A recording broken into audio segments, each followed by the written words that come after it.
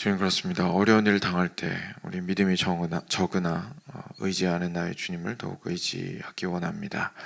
세월이 지나갈수록 의지할 것 뿐이니 무슨 일을 당해도 주님만을 의지하기 원합니다.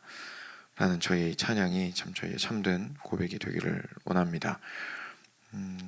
저희의 믿음이 연약하여지고 저희의 마음이 소망을 바라보지 못할 때에 주님을 향하고 바랄 수 있도록 하여 주시옵소서.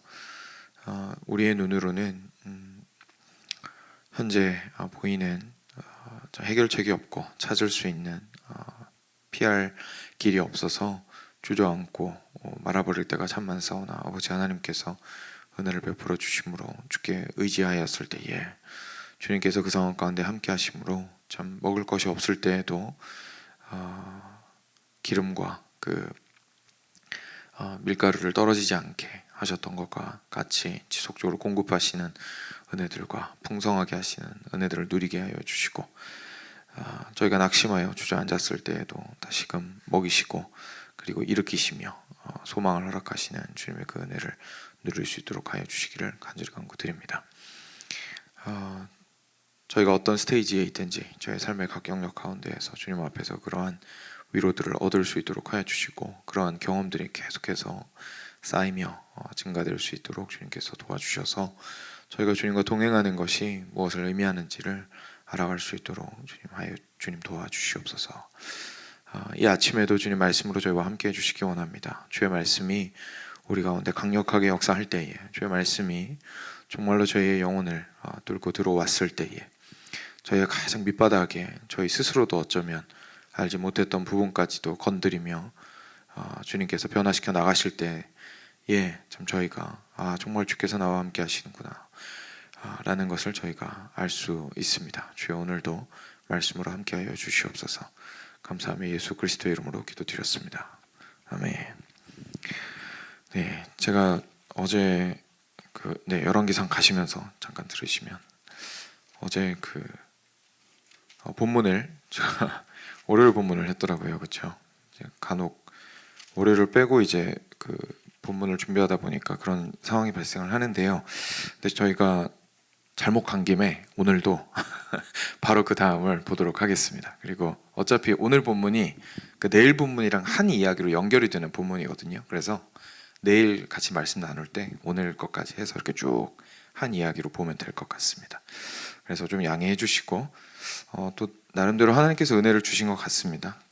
저의 실수를 사용하셔서. 그래서 19장 11절 오늘 같이 보겠습니다. 혹시 성경이 있으시면 9절부터 같이 읽었으면 좋겠는데요. 혹시나 생명의 삶으로 보고 계시면 그냥 함께 읽으실 수 있는 부분부터 읽으시면 좋겠습니다. 9절부터 21절까지 쭉 같이 읽도록 하겠습니다. 제가 먼저 읽겠습니다. 엘리야가 그곳 굴에 들어가 거기서 머물더니 여호와의 말씀이 그에게 임하여 이르시되, 엘리야야, 내가 어찌하여 여기 있느냐? 그가 대답하되, 내가 만군의 하나님 여호와께 열심히 유별하오니 이는 이스라엘 자손이 주의 언약을 버리고 주의 제단을 헐며 칼로 주의 선지자들을 죽였음이오며 오직 나만 남았거늘 그들이 내 생명을 찾아 빼앗으려 하나이다.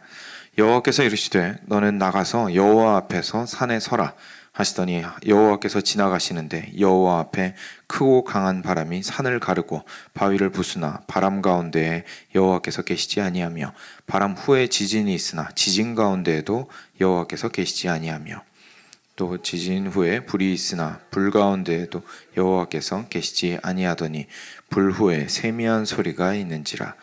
엘리야가 듣고 겉옷으로 얼굴을 가리고 나가 굴 어귀에 서매 소리가 그에게 임하여 이르시되, 엘리야야, 내가 어찌하여 여기 있느냐?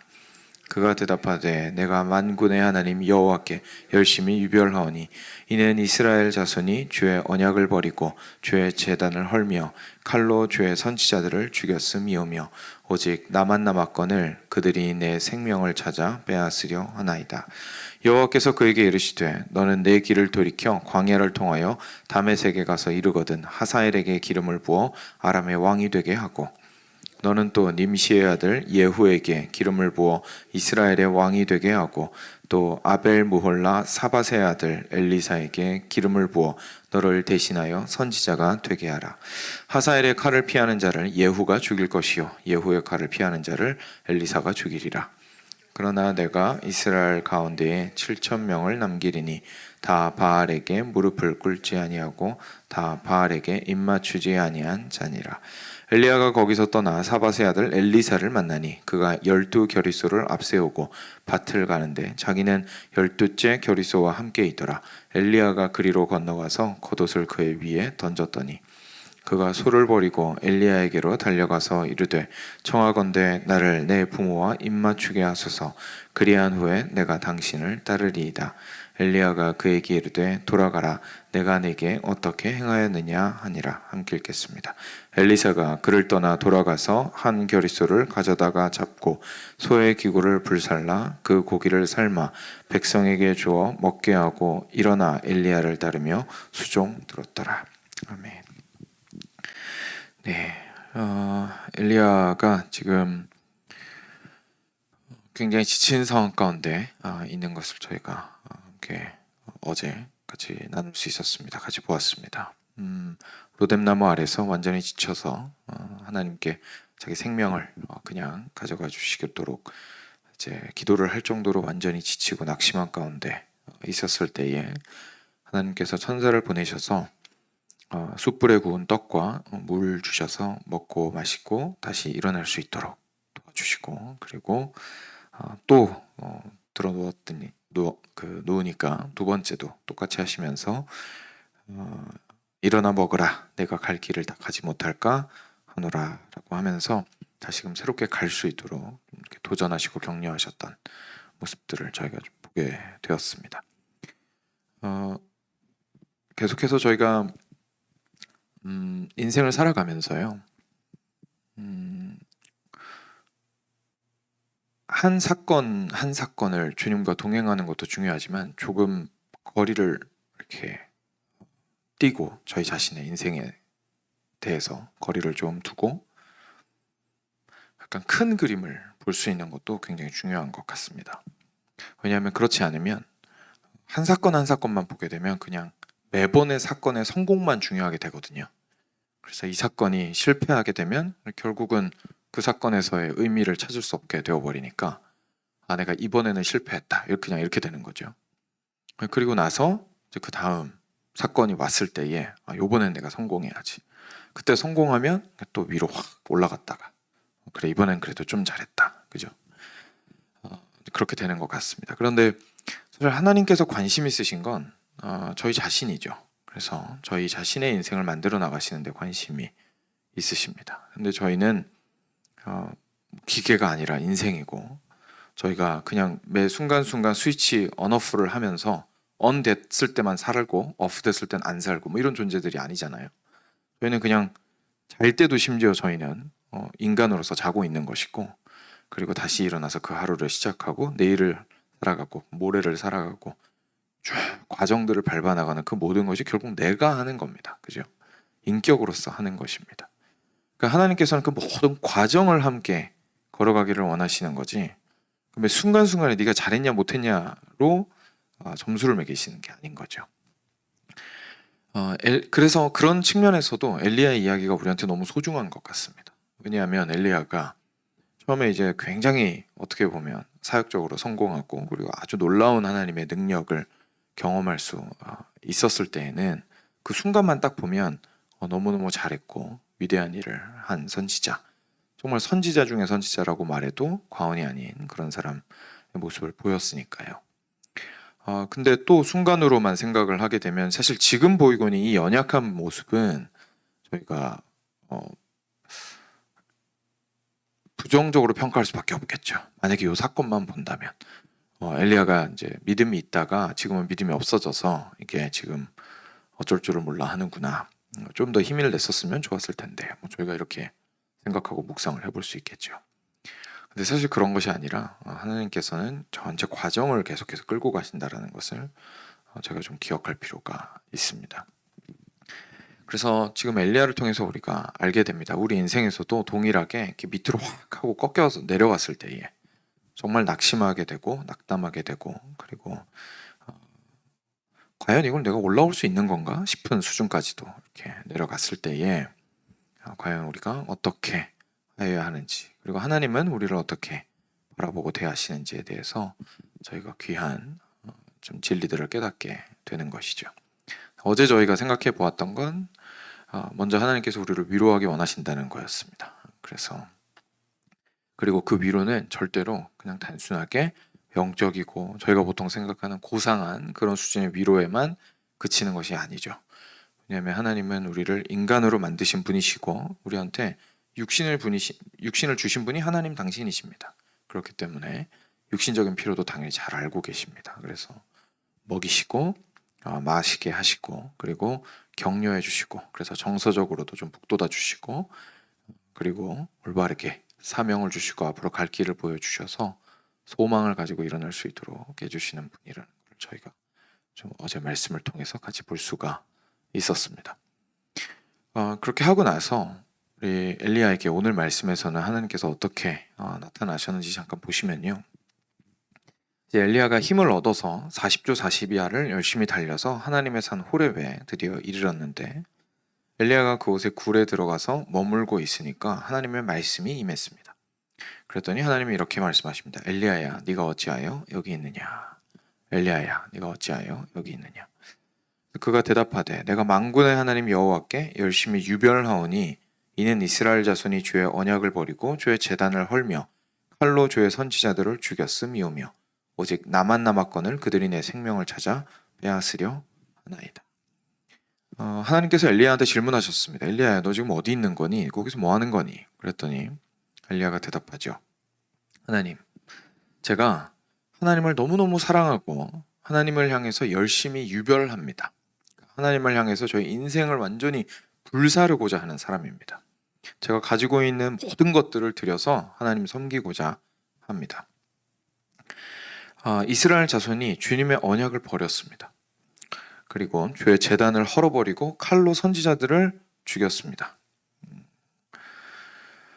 그래서 그런데 그 일로 인하여서 오직 나만 남아버렸습니다. 그들이 내 생명을 찾아서 빼앗으려고 하는 중입니다. 뭐 이야기를 하게 되는 거죠.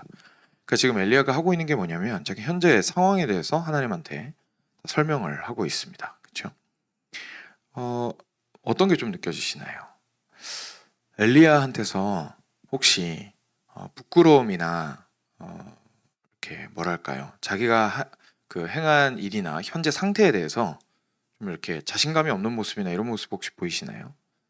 그런 건 좀 안 느껴지는 것 같습니다. 그죠? 그러니까 지금 엘리야 마음이 어떤 거냐면 완전히 지치기는 했는데 자기가 열심으로, 그리고 올바른 마음으로, 그리고 바른 방향으로 하나님의 사역을 해왔다는 것에 대한 확신은 있는 겁니다. 그러니까 어떤 측면에서는 그렇기 때문에 오히려 더 이 질문이 더 증폭될 수 있는 거죠. 이 실패에 대한 생각들이. 하나님, 저 너무너무 열심히 했거든요. 그리고 거기에서 제 욕심대로 한 것도 아니고 백성들이 하나님의 언약을 어기고 너무 빤히 하나님이 하지 말라고 한 거 했기 때문에 막 제단을 헐고 막 이랬기 때문에 제가 그거에 대해서 강력하게 반발했던 것이고, 그랬는데 하나님, 결국 결론적으로 일어난 일이 제 동료 선지자들은 같이 막 죽어버리고, 그리고 저도 지금 생명의 위협을 느끼고 있는 상황입니다. 라는 상황에 지금 처해 있는 거죠. 그러니까 엘리야 입장에서는 하나님한테 이렇게 자신의 처지에 대해서 이야기를 하면서 이해가 어떻게 보면 안 되는 상황을 하나님 앞에 아뢰는다고 볼 수도 있을 겁니다. 일단 확실한 건 자기 자신의 그 상태에 대해서 하나님께 있는 그대로 정직하게 내놓았습니다.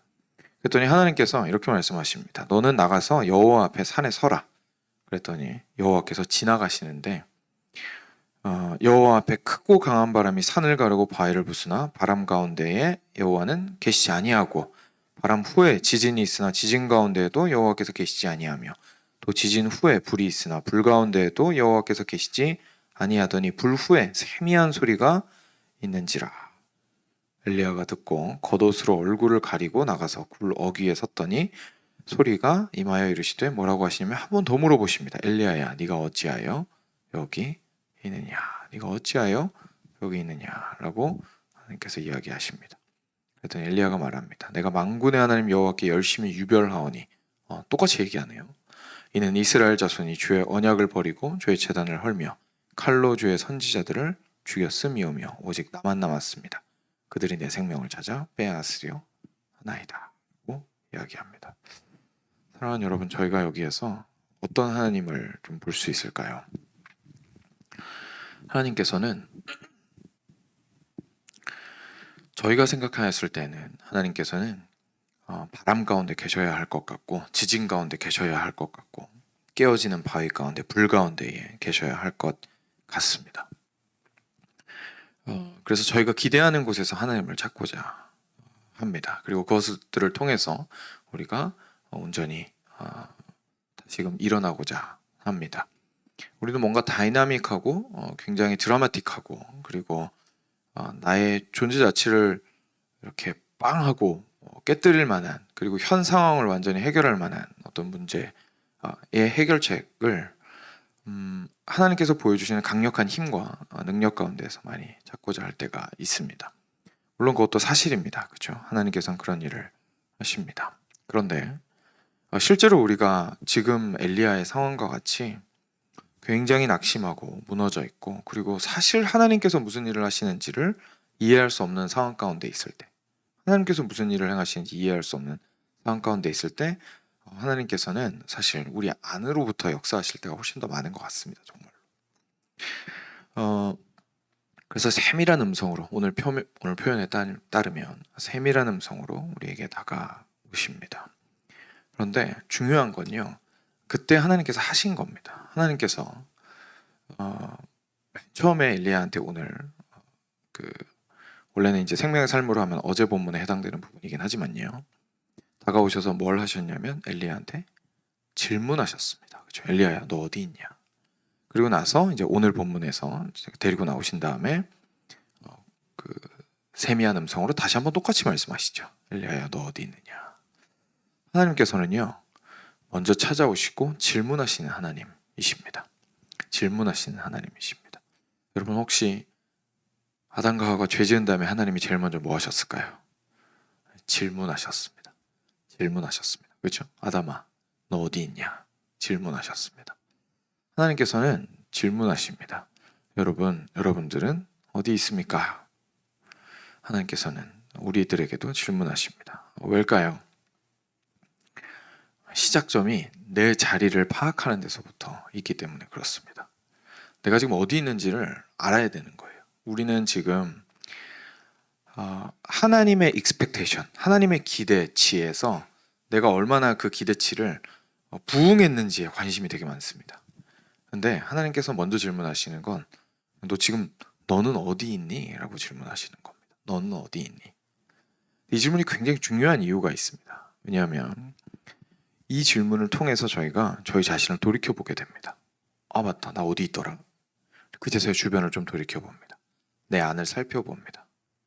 그럼 거기에서 발견되는 것들은 사실 그렇게 좋지 못한 것일 때가 많이 있습니다. 막 악한 것이 나온다기보다 오늘 엘리야 같은 이런 대답이 나올 수 있는 거예요. 자기 자신을 다시 한번 확인해 볼 수 있는 거죠. 내가 왜 여기 있었더라? 근데 엘리야 같은 경우에는 지금 무슨 케이스냐면 이런 거죠. 맞다, 내가 지금 여기에 있는 것이 하나님을 향한 열심이 가득해서 여기에 있는 것이었지. 어쩌다가 여기까지 왔더라? 내가 언약을 어긴 저 백성들을 어떻게 하면 선지자로서의 역할을 통하여 그들을 섬기고 하나님의 나라로 다시 회복시킬 수 있을 것인가를 애쓰기 위해서 노력하다가 여기까지 흘러 들어온 거지 라는 사실을 스스로 깨달을 수 있을 겁니다. 그죠? 지금 자신의 상황을 돌이켜보면서. 그리고 그것들을 하나님 앞에 그렇게 알고 있죠. 그리고 하나님께서는 그것을 부정하지 않으셨습니다. 그러니까 엘리야는 자기 자신에게 질문하고 자기 자신을 돌이켜봄으로써 자기 자신의 자리를 확인하고 지금 현재 상황에 대해서 사실상 스스로 해답을 어느 정도 얻을 수 있는 겁니다. 그래, 맞아. 내가 이렇게 무너져 있을 필요가 없어 라는 생각까지 어쩌면 도달했을 수도 있겠죠. 또는 아담과 하와와 같이 실제로 죄 가운데 있을 때 하나님께서 우리한테 질문하셨을 때에 우리 자신의 상황을 정확하게 좀 정신 차리고 맞아. 잠깐 머물러서 내가 어디 있는지 좀 보자. 내가 어디 있느냐라고 물어보시는 하나님께 대답하기 위해서 내가 나의 상황을 한번 둘러보았을 때에 나의 죄들이 발견될 수도 있습니다. 내가 생각했을 때는 내 앞에서 나를 너무 화나게 만들고 나한테 이 행동을 하게 만든 상대방한테 모든 잘못이 있는 것처럼 느껴질 때에 내가 지금 어디 있더라? 라는 생각을 해봄으로써 나에게 분명히 이렇게 잘못된 의도와 목적들이 있었구나 라는 것을, 또는 잘못 내가 반응했구나 라는 것들을 돌이켜볼 수가 있게 됩니다. 그 상황 속에서 사실 놀랍게도 하나님의 손길이 발견됩니다. 그 세밀한 가운데에서. 그래서 하나님께서 우리는 보통 답을 제시하시고 또는 기대치를 제시하시고 우리한테 그 기대치까지 달려오라고 말씀하시는 분으로 저희가 그렇게만 생각을 하는 경우가 굉장히 많은데, 그게 아니라 하나님께서는 지금 출발점이 어디 있는지 우리한테 질문하기를 원하십니다. 우리 기독교가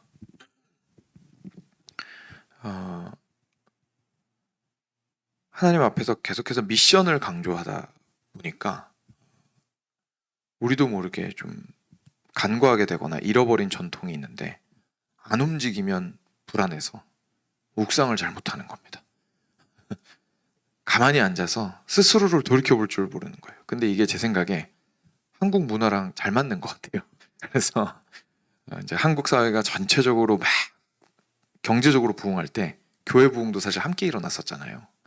그러니까 이게 열심히 일하는 그 문화가 우리도 모르게 이제 잘 아마 맞아떨어진 게 아닌가 싶습니다. 열심히 일하는 건 좋거든요. 근데 문제는 일 안 하면 불안한 게 문제인 것 같아요. 그래서 브레이크가 잘 안 밟히는 거죠. 근데 사실 이 브레이크를 안 밟으면 문제가 뭐냐면 이런 질문을 스스로에게 해볼 수가 없습니다. 자기 자신의 위치를 생각해 볼 시간과 여유가 전혀 없게 되죠. 근데 그렇지 않으면 사실 하나님의 세미한 음성을 듣기가 쉽지가 않습니다. 저희는 보통 저희가 그냥 살아가는 인생이 바쁘고 미친 상태로 막 미친 듯이 달리는 상태로 막 진행이 되고, 하나님께서 그때 야 그쪽이 아니야, left, right, 직진, stop 이걸 막 저희한테 얘기해 주시면 그때 그거에 반응하기 원하는 마음들이 있지만, 사실 하나님께서는 질문하시는 겁니다. 너는 지금 어디 있느냐? 그러려면, 이 질문에 대답을 하려면 잠깐 멈출 수밖에 없습니다. 잠깐 멈춰서 주님 앞에서 묵상하고 주님께 그 질문에 대답하기 위하여 자기 자신을 돌이켜볼 수밖에 없습니다. 이번 수련회가 저는 우리 모두에게 가시는 분들이든 가시지 않는 분들이든 좀 그런 기회가 됐으면 좋겠습니다. 그래서 특히 가시는 분들에게는 그 2박 3일의 시간을 통하여서 하나님의 질문 좀 들으셨으면 좋겠어요. 하나님께서는 우리 모두에게 동일하게 질문하시는 겁니다. 누구야? 너는 지금 어디 있느냐? 근데 저희가 삶 속에서 막 바쁘게 굴러갈 때는 생각할 시간이 없잖아요.